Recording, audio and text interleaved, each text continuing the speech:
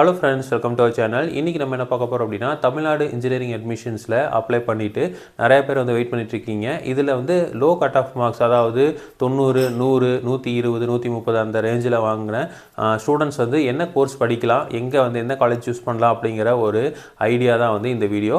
So இப்போது மெயினாக வந்து ஒரு ஹை கட் ஆஃப் வாங்கின பசங்களை வந்து ஒரு டாப் லெவல் காலேஜஸ் வந்து போயிடுவாங்க.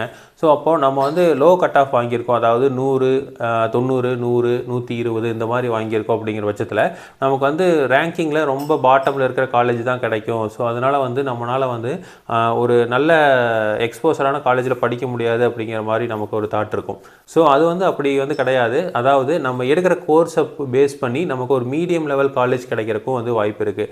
ஸோ இவங்களுக்கெல்லாம் வந்து நம்ம அட்வைஸ் பண்ணுறது என்ன அப்படின்னா, ஹை டிமாண்ட் உள்ள கோர்சஸ். ஹை டிமாண்ட் அப்படிங்கிறது வந்து வேலை வாய்ப்பு மூலமாக ஹை டிமாண்டுன்னு சொல்ல முடியாது. இப்போ சிஎஸ்சி வந்து நல்ல பீக்கில் இருக்குது அப்படின்னா அது வந்து வேலை வாய்ப்புக்காக வந்து ரொம்ப பீக்குன்னு நம்ம சொல்லலை.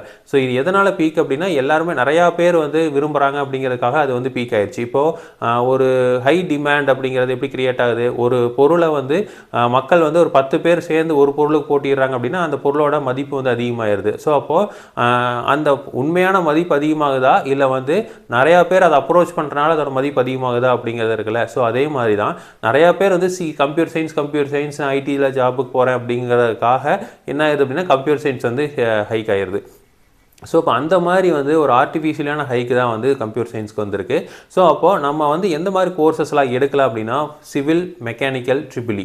ஸோ இது வந்து கன்வென்ஷனல் கோர்சஸ். இது வந்து எப்போவுமே வந்து அந்த கோர் பிரான்ச்சஸ்க்கு வந்து நமக்கு வந்து ஆப்பர்ச்சுனிட்டி நிறையாவே இருக்குது. அப்போது இதை வந்து நம்ம ஸ்டூடெண்ட்ஸ் வந்து நிறையா பேர் வந்து எடுக்கிறதில்ல. அப்போது ஓரளவுக்கு வந்து 120 கட் ஆஃப் வாங்கியிருக்கிற ஒரு ஸ்டூடெண்ட்டுக்கு வந்து ஒரு மீடியமான ஒரு நார்மல் அட்டானமஸ் இன்ஸ்டிடியூஷனில் ஓரளவுக்கு எபோவ் 70-80 சீட்ஸ் ஃபில் ஆகிற அளவுக்கு, அதாவது 80% ஆஃப் சீட்ஸ் வந்து ஃபில் ஆகிற அளவுக்கு ஒரு காலேஜ்லேயே வந்து நமக்கு சீட் கிடைக்கிறதுக்கு வாய்ப்புகள் இருக்குது. ஸோ அப்போ அந்த மாதிரி காலேஜஸில் நம்ம சிவிலோ, மெக்கானிக்கலோ, ட்ரிபிளியோ எடுத்துக்கிட்டிங்க அப்படின்னா, இல்லை வந்து ஒரு சில பர்டிகுலரான பிரான்ச்சஸ்லாம் இருக்கும். இப்போ வந்து கெமிக்கல் இன்ஜினியரிங் அப்படிங்கிற மாதிரி இருக்கும், மெக்கட்ரானிக்ஸு. ஸோ இந்த மாதிரி கோர்சஸ் எல்லாம் வந்து இருக்கும். அப்போ அந்த கோர்சஸ் எல்லாம் நம்ம சூஸ் பண்ணி எடுத்துக்கிட்டோம் அப்படின்னா நமக்கு வந்து ஜாப் ஆப்பர்ச்சுனிட்டியும் இருக்கும். அட் த சேம் டைம் நமக்கு வந்து ஓரளவுக்கு நல்ல மீடியமான காலேஜஸும் வந்து கிடைக்கிறதுக்கு பாசிபிலிட்டிஸ் இருக்குது. ஸோ அப்போ அந்த மாதிரி கோர்சஸை வந்து நம்ம செலக்ட் பண்ணணும்.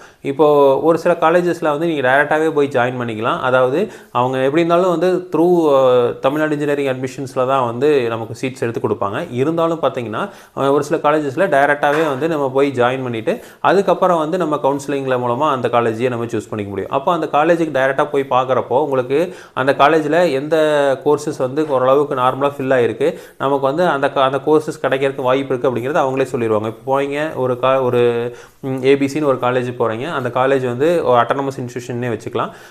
ஸோ ஓரளவுக்கு வந்து நேக்கில் நல்ல கிரேடு வாங்கியிருக்காங்க, பிளேஸ்மெண்ட்ஸ் நல்லா பண்ணி கொடுத்துருக்காங்க அப்படின்னா அந்த காலேஜ் போனீங்க அப்படின்னா அவங்ககிட்ட நீங்கள் வந்து கம்ப்யூட்டர் சயின்ஸ்னு கேட்டிங்கன்னா எனக்கு 160 கட் ஆஃப் தான் வந்து மினிமம் அப்படின்னு சொல்லுவாங்க. அப்போது இதே மாதிரி சிவில் கேட்டிங்க அப்படின்னா, இல்லை வந்து மெக்கானிக்கல் கேட்டிங்கன்னா ஒரு 130 எடுத்தவங்களுக்கே கிடச்சிருக்குங்க, 120 எடுத்தவங்களுக்கே கிடச்சிருக்கு அப்படின்னு சொல்லுவாங்க. அப்போது இதுக்கு முன்னாடி வந்தவங்க, அப்போ அவங்க இதே மாதிரி நிறையா பேர் அப்ரோச் பண்ணியிருப்பாங்களே, அந்த மாதிரி அப்ரோச் பண்ணவங்க எத்தனை பேர், அப்போது இவங்களுக்கு வந்து கிடைக்குமா, நம்ம கம்யூனிட்டி பேஸ் பண்ணி கிடைக்குமா கிடைக்காதா அப்படிங்கிற மாதிரிலாம் சொல்லுவாங்க. ஸோ அப்போ அந்த காலேஜை நம்ம சாய்ஸ் ஃபில் வந்து பண்ணிக்க முடியும். ஸோ இப்போ அந்த மாதிரி நம்ம ரொம்ப கம்மியான கட் ஆஃப் வாங்கிட்டோம் அப்படிங்கிறக்காக நம்ம வந்து ரொம்ப லோ லெவல் காலேஜ் தான் போவோம் அப்படின்னு சொல்ல முடியாது. நீங்கள் எடுக்கிற கோர்ஸை பேஸ் பண்ணி ஓரளவுக்கு நல்ல காலேஜ் கூட போக முடியும். ஸோ டாப் லெவல் காலேஜஸில் வந்து நமக்கு எந்த கோர்ஸுமே கிடைக்காது. இருந்தாலும் ஒரு நார்மல் மீடியம் இன்ஸ்டியூஷன், நல்ல பிளேஸ்மெண்ட்ஸ் எல்லாமே நல்லா பண்ணித்திருக்க இன்ஸ்டியூஷனில் கண்டிப்பாக வந்து ஒரு சில கோர்சஸ் வந்து நமக்கு கிடைக்கும். அந்த மாதிரி கோர்சஸை செலக்ட் பண்ணி படிச்சிங்க அப்படின்னா கண்டிப்பாக வந்து நம்ம ஈஸியாக வந்து சைன் ஆகிக்க முடியும். ஸோ அதாவது நம்ம ஸ்கூல் லெவலில் ஒரு சில பேர் வந்து இந்த மாதிரி கம்மியான ஸ்கோர்ஸ் வந்து பண்ணியிருப்பாங்க. ஆனால் காலேஜில் போய் ப்ராக்டிக்கலாக வந்து படிக்கிறப்போ அவங்களோட ஸ்கில்ஸை இது ஈஸியாக வளர்த்திக்கிட்டாங்க அப்படின்னா கண்டிப்பாக அவங்களால வந்து ஒரு நல்ல பொசிஷனுக்கு வந்து போக முடியும். அதாவது நம்ம வந்து இப்போ ஸ்கூல்ஸில் எல்லாமே வந்து நிறைய மனப்பாடம் பண்ணி அந்த மாதிரி படிக்கிற மாதிரி இருக்கும். பட் காலேஜ் லெவலில் போகிறப்போ வந்து எல்லாமே வந்து ப்ராக்டிக்கலாக வந்து படிக்கிற மாதிரி தான் இருக்கும். ஸோ அதாவது அது எப்படி படிக்கிறோம் அப்படிங்கிறத பொறுத்து தான். அப்போது நம்ம ஸ்கூலில் படிக்கிற மாதிரியே காலேஜில் படித்து நல்ல மார்க் வாங்குறவங்க இருக்காங்க. இதே வந்து நம்ம ஸ்கூல் லெவலில் ஓரளவுக்கு நார்மலாக மீடியமாக படித்து அங்கே போய் எல்லாமே வந்து ப்ராக்டிக்கலாக படித்து நிறைய எக்ஸ்போசரை வந்து கெயின் பண்ணி நிறைய இண்டஸ்ட்ரி இண்டஸ்ட்ரீஸில் போய் நிறைய எக்ஸ்போசர் கெயின் பண்ணி அவங்க வந்து ஃபீல்டு ஓரியன்டில் ரொம்ப வெல்வெஸ்டாக வந்து போகிற பசங்களும் இருக்காங்க.